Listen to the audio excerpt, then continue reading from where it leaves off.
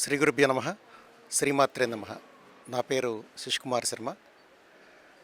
బందరకోటలో జరుగుతున్నటువంటి రాజగోపుర ప్రతిష్ఠా మహోత్సవానికి శ్రీ బాలా త్రిపుర సుందరి పీఠం వీరంపాలెం నుంచి హాజరవడం జరిగింది.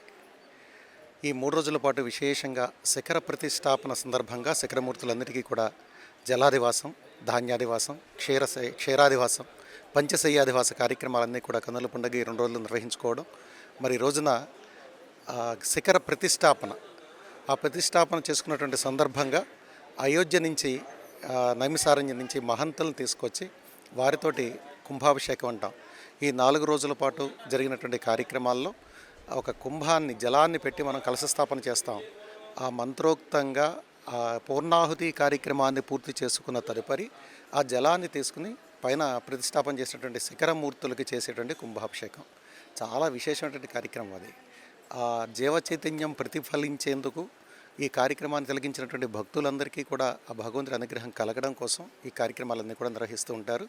దానిలో భాగంగానే ఈరోజు ఆ మహంతులందరితోటి కుంభాభిషేకాన్ని వైభవంగా అయోధ్య నుంచి సరియు నది జలాన్ని తీసుకొచ్చి, అలాగే నైమిసారణ్యం నుంచి గోమతీ నది జలాన్ని తీసుకుని వచ్చి ఆ కుంభాభిషేకం చేసి భక్తులందరికీ కూడా కన్నుల పండుగగా కార్యక్రమం తిలకించే విధంగా రాజగోపురం పైన గౌరవ మంత్రినీయులు కొల్లు రవీంద్ర గారి నేతృత్వంలో ఈ కార్యక్రమాలన్నీ కూడా ఆగమ పండితులందరూ కూడా నిర్వహించడం జరిగింది.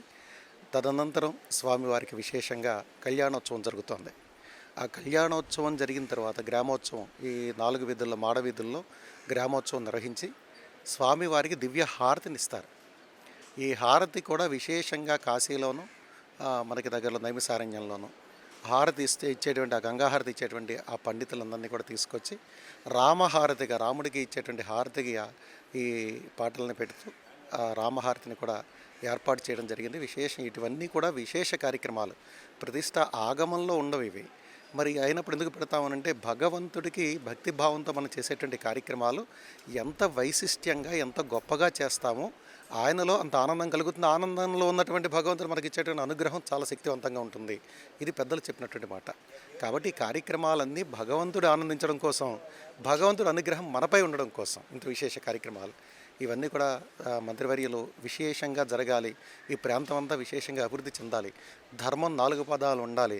ధర్మ కార్యాచరణ చేసేటువంటి స్థానాల్లో ఉన్న వాళ్ళందరూ కూడా మంచి విశేషమైనటువంటి శక్తి కలిగి ధర్మాన్ని నిలబెట్టే విధంగా పాలన జరగాలనే ఉద్దేశం. ఆయన ఆకాంక్ష ఎంత గొప్పది అని అంటే ప్రజలు బాగుండాలి, ప్రజలు వారు చేసేటువంటి అన్ని వృత్తుల్లోనూ మంచి అభివృద్ధి చెందాలి అనే ఉద్దేశంతో ఆ సంకల్పం. కాబట్టి ఈ కార్యక్రమం అన్నీ ఒక్కొక్కటి మనం ఒక మాల తయారు చేయడానికి పువ్వులన్నీ ఏరి కోర్చి ఎలా కడతామో అలా వివిధ ప్రాంతాల నుంచి అందరూ వచ్చి ఒక మాల భగవంతుడి మెడలో ఎలా వేస్తామో అలా ఈరోజు కార్యక్రమం జరుగుతుంది అని అంటే అది ఆయన సంకల్ప బలం, ఆయన వెనకున్నటువంటి ఆ దైవం యొక్క శక్తి అని మనం చెప్పుకోవాలి.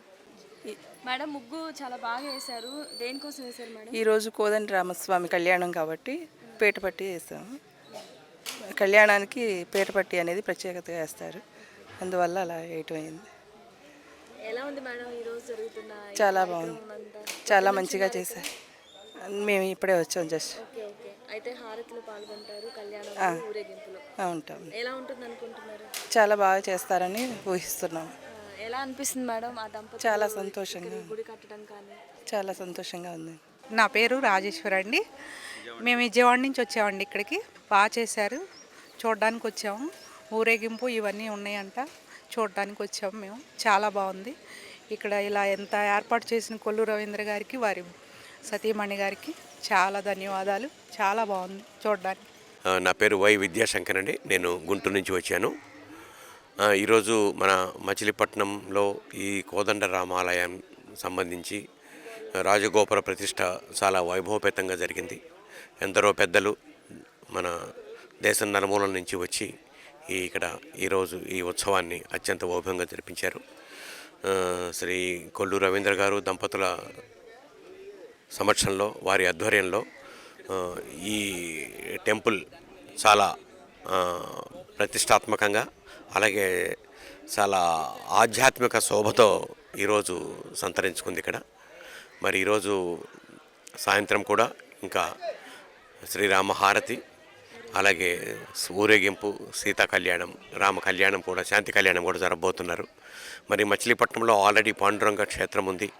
అలాగే ఎన్నో మంచి క్షేత్రాలు ఉన్నాయి. వాటితో పాటుగా వెంకటేశ్వర స్వామి క్షేత్రం ఉంది. ఈ క్షేత్రంతో పాటుగా ఈ కోదండ రామాలయం కూడా ఈ మచిలీపట్నం నగరానికి ఒక తలమానికంగా అవుతుందనేటువంటి దాంట్లో ఏ విధమైనటువంటి సందేహం లేదు. మచిలీపట్నం ఆధ్యాత్మికంగా ఎంతో వైభవం సంప్రాప్తించుకుంది. ఈ వైభవం మరింత రెట్టింపు ఉత్సాహంతో మచిలీపట్నం ప్రజలకి ఆధ్యాత్మిక స్ఫూర్తిని కలిగిస్తుంది అనటంలో ఎటువంటి అతిశయోక్తి లేదని చెప్పి ఈ సందర్భంగా మీ అందరికీ తెలియజేస్తున్నాను. హాయ్, నా పేరు ప్రదీప్ అండి. ఇది బందరకోట కోదండరామ ఆలయం, కొల్లు రవీంద్ర గారిది ఆలయం అండి ఇది. ఇవాళ కలశ పూజ, వేరే నదుల నుంచి, సరయూ నది నుంచి, ఇంకా వేరే నదుల నుంచి వచ్చిన పవిత్ర జలాలతోటి శ్రీరాముల వారికి, సీతాదేవికి, లక్ష్మణ వారికి ఇది అభిషేకం చేయడం జరిగింది. తర్వాత గోపురం ప్రతిష్ట, కలశ ప్రతిష్ట, దానికి అభిషేకం చేయడం జరిగింది. పూర్ణాహుతి జరిగిందండి. వీటికి అయోధ్య శ్రీరామ మందిరం నుంచి మెయిన్ పంతులు గారు రాజ్నాథ్ మహంత్ గారు, తర్వాత పరిపూర్ణానంద స్వామివారు, తర్వాత స్థైర్యానంద సరస్వతి స్వామివారు, ఇట్లాగా పెద్దవాళ్ళందరూ, పూజ్యులందరూ వచ్చి దీని దగ్గరుండి జరిపించారండి. ఇప్పుడు ఈ ప్రోగ్రాం అంతా అయిపోయిన తర్వాత కళ్యాణం జరిగిందండి. కళ్యాణం జరిగిన తర్వాత ఇప్పుడు సాయంత్రం రాముల వారికి మహాహారతులు నిర్వర్తిస్తారండి. ఇది గత 3-4 డేస్గా జరుగుతుందండి. ఇవాళ ఫైనల్ డే. చాలా బాగా జరిగిందండి. ఇంత పెద్ద పెద్దవాళ్ళు మనం టీవీలో చూడడమే తప్ప జనరల్గా వస్తారని చెప్పి మనం అనుకోం. వాళ్ళందరిని ఒకే చోట ఇక్కడ చూడడం చాలా పాజిటివ్ వైబ్స్ క్రియేట్ చేసిందండి. అండ్ ఇదంతా ఓన్లీ కొల్లు రవీంద్ర గారి వల్ల, నీలిమా మేడం వల్ల, వాళ్ళ సంకల్ప బలంతో ఇది సాధ్యమైందండి. ఇది మామూలుగా అయితే అందరూ మనం ఇంత యత్నం మనం చూడగలిగే వాళ్ళం కాదండి. Thank you. నా పేరు తమ్ము కుమార్ అండి. మాది బందరకోటేనండి. మేము చిన్నప్పటి నుంచి ఇక్కడ ఆడుకుని తిరిగామండి. ఇదంతా ఇక్కడ మిల్లుండి ఇట్లా ఉండేదండి. ఇంత బాగా గుడి కట్టి ఇట్లా ఇదవుద్దని అనుకోలేదండి. చిన్నప్పుడు ఆడుకుంటా చిన్న పందిరేసి వినాయక చవితి అని అయ్యే చేసేవారండి. ఏడుకొండల మామయ్య వాళ్ళందరూ, మా నాన్నగారు అందరూ ఉండేవారండి ఇక్కడ. ఇప్పుడు అసలు చూస్తే కన్నులు వైకుంఠంలాగా ఉందండి.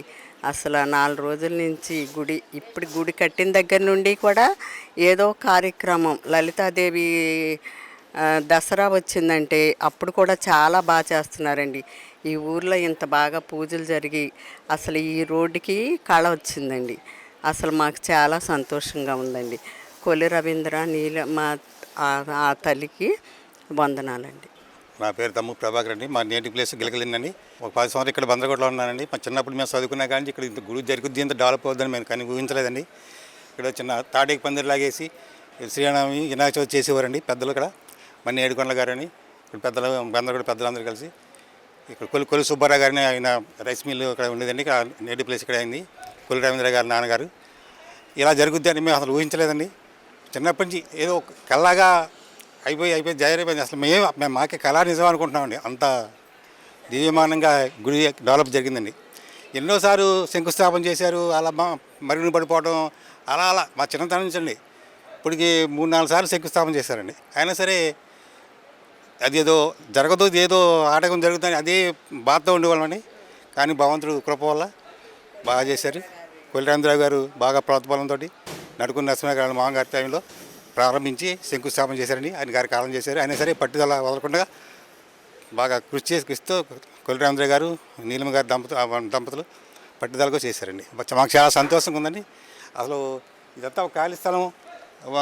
అసలు బీభత్సంగా రాత్రి అలాంటి భయం వేస్తుందండి. అలాంటిది ఇక్కడ కన్నుల వైకుంఠంగా ఉందంటే మాకు చాలా అదృష్టం అని భావిస్తున్నాను.